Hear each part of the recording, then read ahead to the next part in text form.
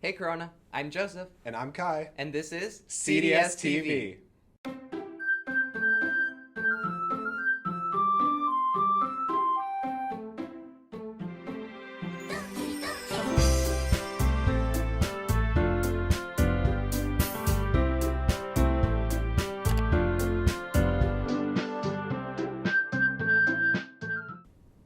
Students, please remember, if you're planning on attending either a girls' volleyball game or any of our football games, you must buy a ticket through gofan.com. Tickets are $3 and we do not accept cash at the gate. We also have an athletic pass available in the bookstore for $25. Again, we do not take cash Hey, at the Corona. gate for I'm athletic Joseph. events. And I'm The Kai. next And home this game is is on October 12th CDSTV. against Xavier Prep. Thank you!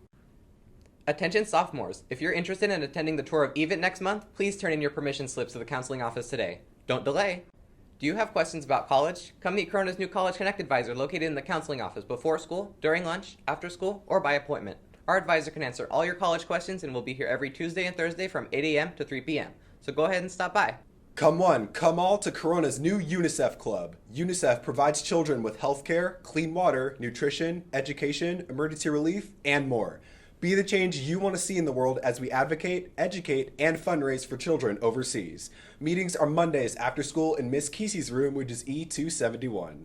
Aztecs, Student Council hopes you have a wonderful fall break, but did you know homecoming is right around the corner?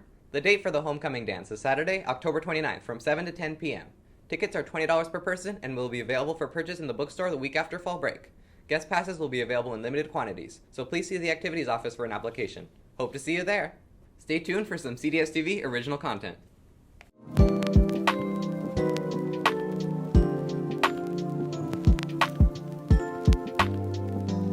Welcome to Corona's Resident Superhero Nerds talking about the history behind Marvel superheroes. I'm Kai, And I'm Alyssa. and today we're going to be talking about Michael B. Jordan. Just kidding. That's for another episode. Today we're talking about Miss Marvel. Miss Marvel, aka Kamala Khan, is a Muslim Pakistani American teenager from New Jersey, first appearing in Captain Marvel number 14 way back in August of 2013. She was created by the combined efforts of Marvel comic editors Sana Amanat and Stephen Walker, writer G. Willow Wilson, and artists Adrian Alfano and Jamie McKelvey. Despite her debut in Captain Marvel number 14, she wouldn't make her first solo appearance until her first issue of her solo series came out in February of 2014.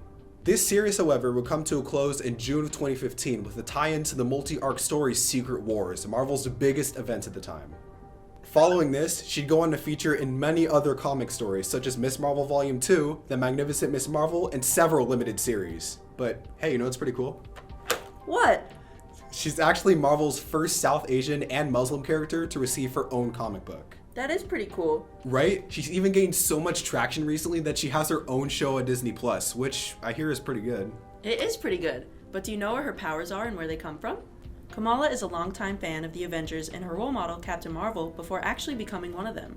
She comes from an inhuman lineage, with powers activated by a Terrigen bomb, but is also considered a mutant. When she was exposed to the Terrigen mist, she became a polymorph with the ability to stretch her body in almost any way imaginable. This is a bit different from the way she got her powers in the Disney Plus series, which is probably what most people think about. In the show, her powers are activated by Terrigen gems as opposed to comic Kamala's and Captain Marvel's origins. Terrigen was created by the Kree race and then synthesized to be able to form different compounds, creating the substances that were exposed to Carol Danvers and Kamala Khan. She calls her powers embiggening and is shown to be able to stretch her limbs, create terrigenous energy-based platforms and weapons, as well as shapeshift and a few other things that aren't shown very often but are still really cool. Seeing which of her powers are displayed fully depends on whether you read the comics or watch a Miss Marvel series, which is actually pretty good.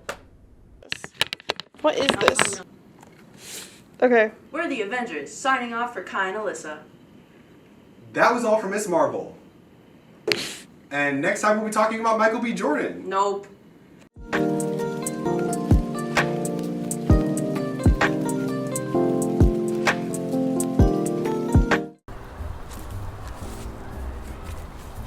Hey Aztecs, welcome to your second installment of Positivity with Paige.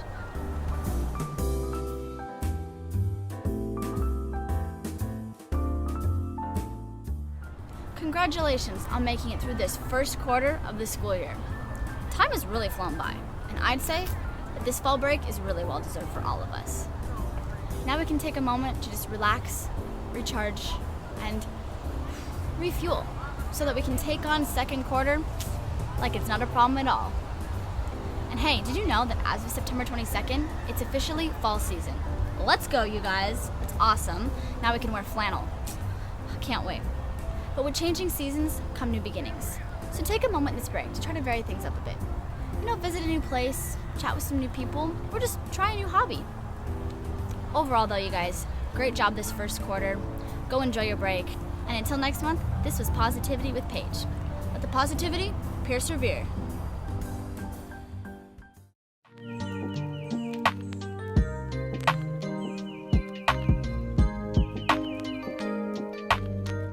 Hey Corona, I'm Jesse. And I'm Brandon. We all know that Earth is full of interesting creatures, but today we're going beyond that.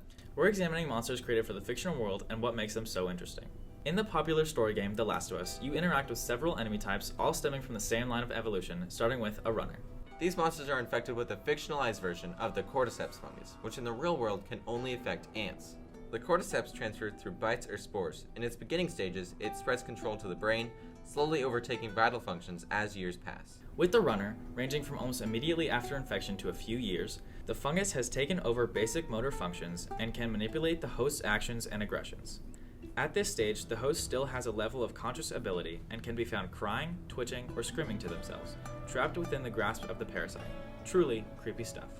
The next stage in the infection, the stalker, it has taken over to the brain to the point where the host can't resist anymore. Fungus has slowly started to grow out of the face and body. Stalkers are less aggressive and tend to stay out of sight, waiting for the right moment to attack. They're nearly silent and will sneak up on their target to make up for an increasing lack of sight. This only lasts a short period of time before they transition into clickers.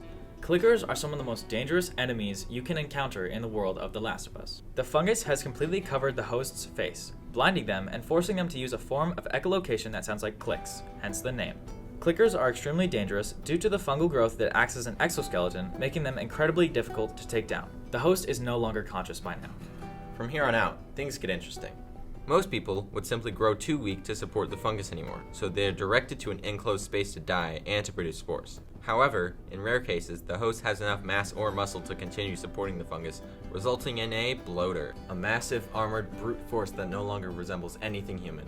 In other cases, however, they will become a shambler, essentially a less aggressive bloater, but more dangerous, frequently throwing spore bombs at any living target. The game's world creates its own identity on the classic zombie, and has plenty of unique ideas that make it interesting. Well, Corona, that's The Last of Us for this episode. If you'd like to see more about fictional creatures, keep watching cdstv, and we'll see you next time.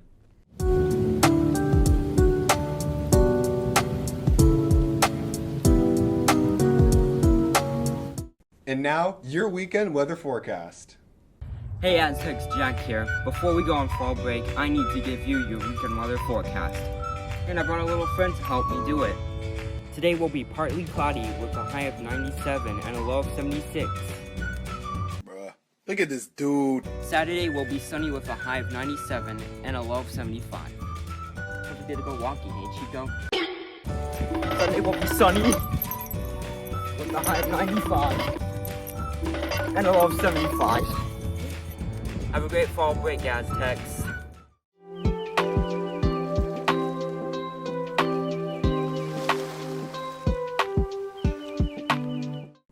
I'm Kai, And I'm Joseph. and this was cdstv.